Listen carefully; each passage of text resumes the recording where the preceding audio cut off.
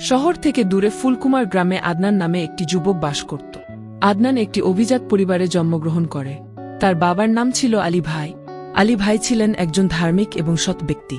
গ্রামের মানুষজন তাকে যথেষ্ট সম্মান করত, কারণ তিনি সবসময় সত্য ও ন্যায়ের পক্ষে থাকতেন। আদনানের জীবনের প্রতিটি ক্ষেত্রেই বাবার শিক্ষা প্রবাহিত ছিল, কিন্তু তরুণ বয়সে সে কখনো কখনো বাবার কঠোরতা ও নীতিমালা নিয়ে অসন্তুষ্ট হতো। আদনান যখন স্কুলে পড়ত তখন তার বাবা তাকে কিছু কঠোর নিয়ম ও শৃঙ্খলা মানতে বাধ্য করত। আদনান ভাবত, আমার বন্ধুরা তো এত স্বাধীন, তারা যা খুশি তাই করে, কেন আমি সবসময় বাবার কথা শুনতে বাধ্য হব? কিন্তু আলী ভাই ছিলেন দীর্ঘ সিদ্ধান্তের একজন মানুষ। তিনি জানতেন একজন বাবার দায়িত্ব সন্তানকে সঠিক পথে পরিচালিত করা। একদিন আদনান স্কুল থেকে ফিরে এসে বাবার কাছে বলল, বাবা, আমি কেন সবসময় আপনার কথা শুনতে বাধ্য হব? আমি চাই আমার স্বাধীনতা হোক।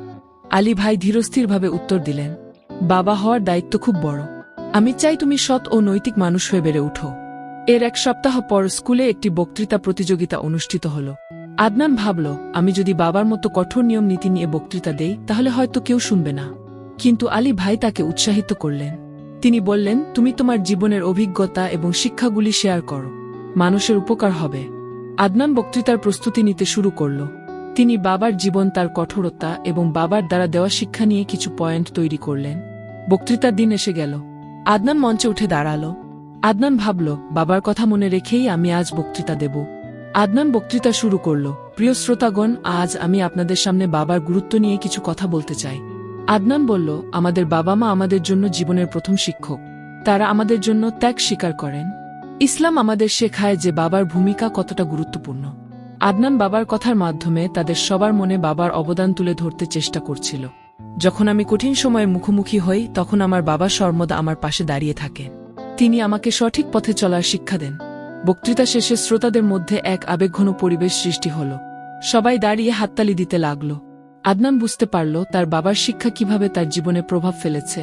বক্তৃতা শেষে আদনান দেখতে পেল শ্রোতাদের চোখে জল, কারণ তাদের অনেকেই নিজেদের বাবার কথা মনে পড়ছে।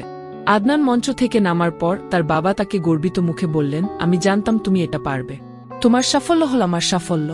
বক্তৃতা শেষ হওয়ার পর আদনান ভাবতে লাগল বাবার জীবন সম্পর্কে। আদনান জানত তার বাবা কতটা পরিশ্রম করে। আলী ভাই দিনরাত খাটতেন, গ্রামে মানুষের সেবা করতেন আর তার ছেলের জন্য সঠিক শিক্ষা দিতে চেষ্টা করতেন। একদিন আদনান বাবাকে জিজ্ঞেস করল, বাবা, আপনি এত কঠোর কেন? আলী ভাই হাসি দিয়ে বললেন, কঠোরতা মানে ভালোবাসা। আমি চাই তুমি জীবনের কঠিন বাস্তবতা মোকাবেলা করতে পারো। কিছুদিন পর আদনানের তার বাবার একটি কথা মনে পড়ল।